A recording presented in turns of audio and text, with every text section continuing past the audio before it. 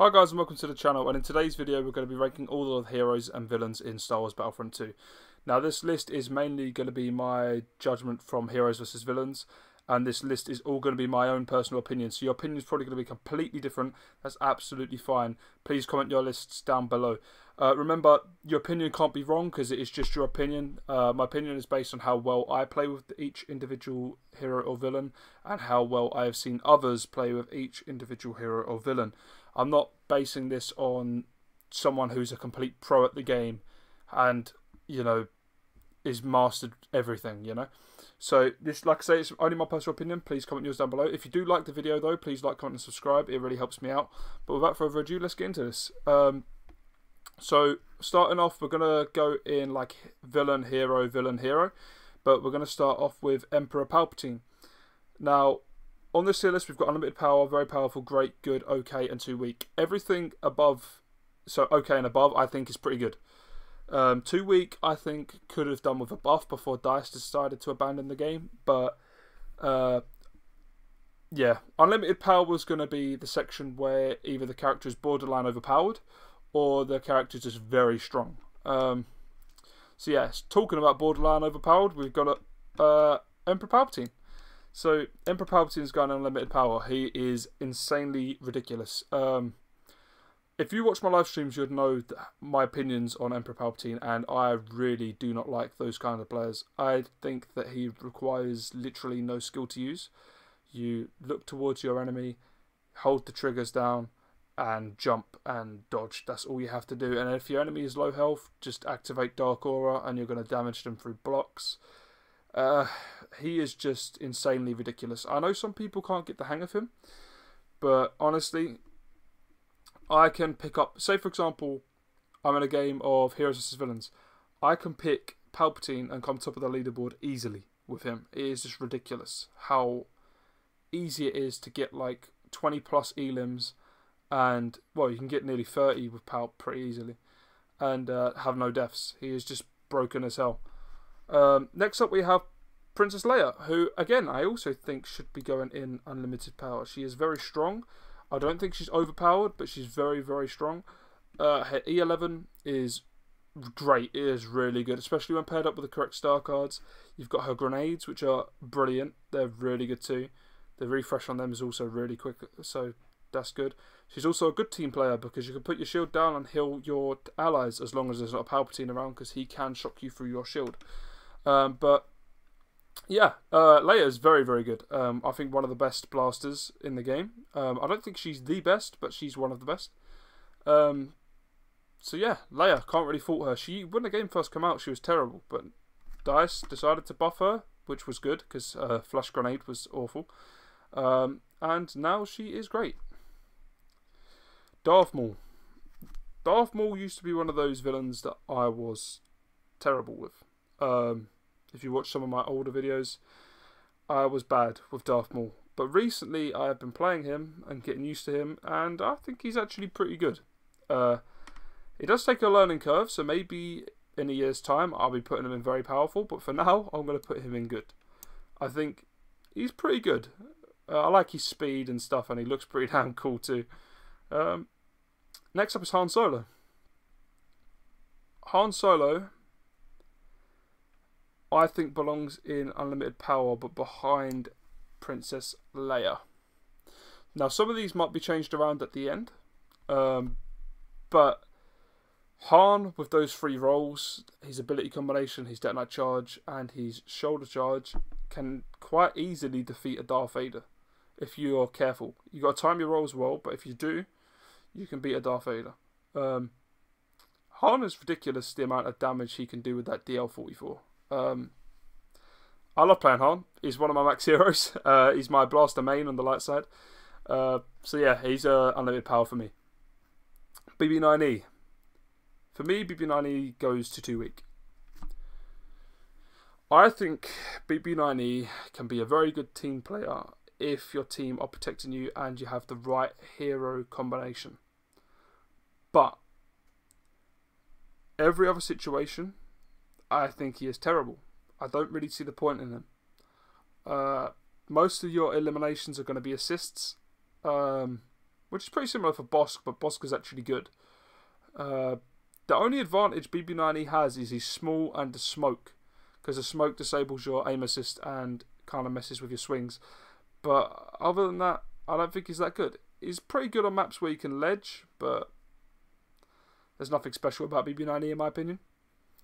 Moving on to the GOAT, Space Jesus, Obi-Wan Kenobi. He is my lightsaber main on the light side, but I don't think he's unlimited power. I think he is very powerful. If you pair the right cards up with Kenobi, use a more offensive setup, I think he is very, very good. He's also great in Supremacy and Galactic Assault as well, so he has quite a lot going for him, Kenobi does. But yeah, I think Kenobi belongs in very powerful. I think he's one of the best sabers in the game. His defensive rush is great. His force push is really good if you put the cards on for it. His mind trick is brilliant. Yeah, there's nothing really bad about him. His health regen is insane. His stamina is insane. So, you know, he's pretty damn good. Now what I'm going to do is I'm actually going to swap things up a bit. I'm actually going to go to Phasma. I'm going to skip Iden and Luke for now. I'm going to go to Phasma and Rey, and then we're going to go back. So Phasma, I think, belongs in okay. Phasma's pretty good if she's paired with a team and the team are protecting her and they're camping with the droid. She can be pretty decent. But she's very situational. If she's not with that droid, she is terrible. If she's with that droid, she's very powerful. So she can be at either end of the spectrum really, but I think as an overall villain, she's okay. She's not bad, by no means. In the right hands, she can be a menace. But I just think she's okay. Her staff strikes are okay. Her health buff is pretty good. Her droid's pretty good, but that just promotes camping, and that's not really my kind of game play style. So I think she's okay. Next up, we've got Rey. I think Rey is great. She's pretty powerful. I like her mind trick. Her insight is also very useful. Her dash is pretty good, although it does sometimes bug out. But yeah, Rey is a pretty good hero. I mean, in the movie she's terrible, but in the game I think she's really good. Quite like her what do you call it? Her outfit, the one with the hood and the blue lightsaber. I quite like that one as well. So that's pretty cool. Yeah, I think Rey's pretty good. I think if you learn her abilities quite well, you can counter most of the dark side lightsaber heroes as well. So yeah, Rey's pretty good. Jumping back to Iden, there's a reason I didn't want to go straight to Iden, because we'd have too many unlimited power straight off the bat.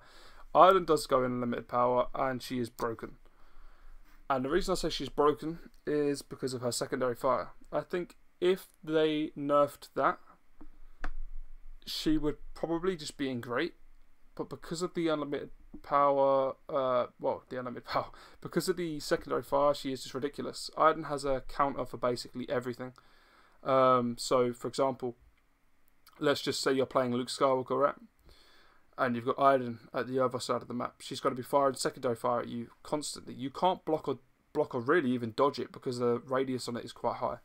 So if they're pretty accurate with that, that's a lot of your health already gone. Let's just say you get to her, you get close to her, she's going to stun you, then shoot you in the head with her 𝗕𝗷, and that's you basically dead. And if you're not dead, she'll probably finish up with a roll and a secondary fire at the floor, and that is you gone. If you're a blaster hero shooting at her, she's probably going to pop her shield, get closer to you, stun you, shoot you in the head, secondary fire, dead. Also, most Idens play the same. They'll sit behind their team and just keep spamming secondary fire, and to be honest, I think it doesn't really take any skill.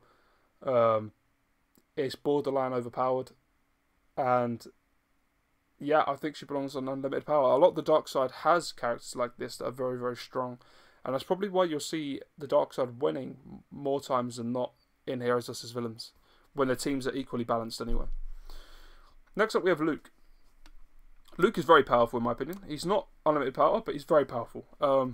With the right star cards on, I used to hate Luke, but I was doing some stuff for the star card video. I was experimenting with cards, and I discovered that if you put the right star cards on, this guy is a beast. I think in some situations, especially maps where you can ledge, he's probably better than Obi-Wan. But on other maps where you can't ledge, I think Kenobi is better. And to be honest, Kenobi's defense is just insane. And if you put the right cards on, his offense is also great. But Luke has the ability of speed. I don't know how to describe it, but he's a very, very fast hero. His health regen is very quick, which is handy. So you can regen your health quickly, and while the enemy is still regenerating their health, you can go back and attack them, get a little bit more of their health down. So he's really good for that. So yeah, I think Luke is really good. He's also good at helping the team with that repulse ability too. Next up we have 𝗕𝗲𝘀𝘁, or as most Star Wars people call him, Count Dooku, but for some reason we call him 𝗕𝗲𝘀𝘁. We've got 𝗕𝗲𝘀𝘁. I think 𝗕𝗲𝘀 in the right hands is very powerful. In 1v1s, I think he's unlimited power. But when it comes to 4v4s, like Heroes vs Villains, I don't think he copes with that as well. He's great for Showdown. If this was a Showdown ranking, I'd be putting him in unlimited power. But for Heroes vs Villains, I think he's great, but I don't think he's as good as Rey. So I'm going to put him there for now. Oh, sorry about that. The file popping up at the bottom. So yeah, I think he belongs there. I think that's a fair judge for him. Next up we have Anakin Skywalker, the Chosen One. If you've watched any of my live streams, you know that I'm pretty bad with Anakin. So if it was me playing Anakin, I'm too weak. I'm terrible with him. But I have seen some very good Anakin players. My friend is a very good one as well. I'm going to put Anakin in...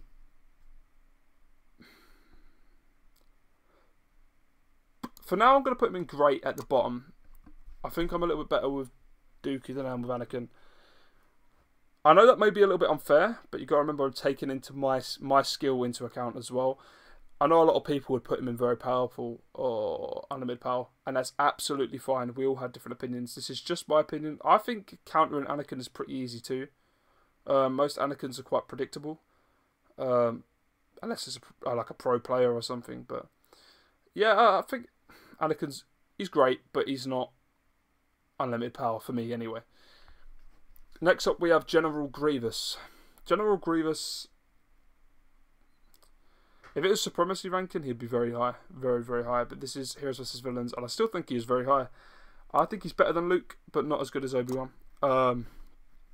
He's a very powerful villain, especially when paired up with the right star cards. If you put on like Braveheart, Flesh is Weak, and you know, any other card that you want on, maybe Sith Trained, or the one that increases the amount of range for your Frost Surge. That's a pretty good card. Yeah, he is very, very strong. So I think he does belong there. His survivability is insane with a Claw Rush. If an enemy jumps or is trying to run Frost Surge, it's going to get you quite a few kills. So yeah, I think he is very powerful. Next up we have Chewbacca. Now, again, this is a hero I'm not very good with, but I can appreciate how good he actually is in the right hands. I'm a Boba main for the dark side, so I know the struggles with this guy. And I'm also a Darth Vader main, and again, Chewbacca can mess up Darth Vader sometimes. So I think Chewbacca in the right hands is very powerful, but for this ranking I'm going to put him in good, because this is taken into account, like I say, my skill too. And I do think most people that play Chewbacca aren't the best with him, but then when you do get that good player, he's very hard to beat. I think he's better than Maul. Bossk. Bossk is another villain I have max. In Supremacy, I'd probably put him at the top. I'd probably say he's unlimited power right at the very top. But in Heroes vs Villains, he's a little bit more situational. I think you do need the team with you to help protect you. He is very strong on certain maps. For example, that Takodana Star Cruiser thing, the indoor map, very close quarters. He is pretty good in there. But if you're playing on a map like Geonosis, where it's very open, he's not so good. So I think Bossk is... For Heroes vs Villains, I think he is great. At the top of great. But if this was Supremacy, I'd put him at the top of unlimited power. And I'm a max Bossk, so I sort of know how to play Bossk quite well. But yeah. Next up we have Yoda, who's one of the ones that I'm actually trying to max next. He is very, very weird. I don't know how to describe Yoda. I can go into a match and get 31 eliminations, but then I can go into another match and only get 10 or 6 or 7. He's very inconsistent. His block doesn't always work. I have proof of this on streams as well. Very strange. His dash is great. His dash is a saving grace for him. His health buff is great. His force push is okay. It's not great. It's not bad. It's okay. So it's another saving grace for him as well as his size. It's quite hard to hit or see. So I think he's good. I think he's above Maul but behind Chewie. I think he's good. But paired up with a team, if your team are protecting you, you can heal your team and stuff like that. So he's a very good team player. Next up is Boba. This is my dark side main. And I don't want to be biased because I don't think he is as powerful as Iden. I don't think he's as powerful as Palpatine or Leia or Han. But if you're a very good player with Boba, not talking about them players that just fly around or sit on top of the junction thing on Endor. I'm not talking about players like that. They're crap. Players that play Boba aggressively and get, the most elims, they come top of the leaderboard consistently. That player is skilled, in my opinion. Not these players that just sit back and fly around. They're not very good. They're just cowards and they just are annoying, quite frankly. But Boba in the right hands, a skilled player, I think, is very powerful, just behind General Grievous. I think a very skilled Grievous would probably beat a skilled Boba in elims most of the time. Not always, but most of the time. And you got to remember as well, Boba is map dependent. You can't really play him on indoor close quarters maps. You're going to get messed up. But yeah, again, you need the right star cards on for Boba as well. You need, in my opinion, I used a concussion card, Focalize, and Born to Fly. They're the pretty good cards for him. And yeah, I think you don't really need the jetpack fuel cards, but a lot of people use them. And it's all personal preference, so, whatever you like. Next up, we've got BB-8. BB-8 is good. BB-8 is good in Supremacy, Galactic Assault, and it's fairly decent in Heroes vs. Villains. If we're playing a small close quarters map, he is very good on Heroes vs. Villains. But if we're talking in general, I think he's just good. He's not amazing. He's not bad. So I think he's just good. I think he is better than...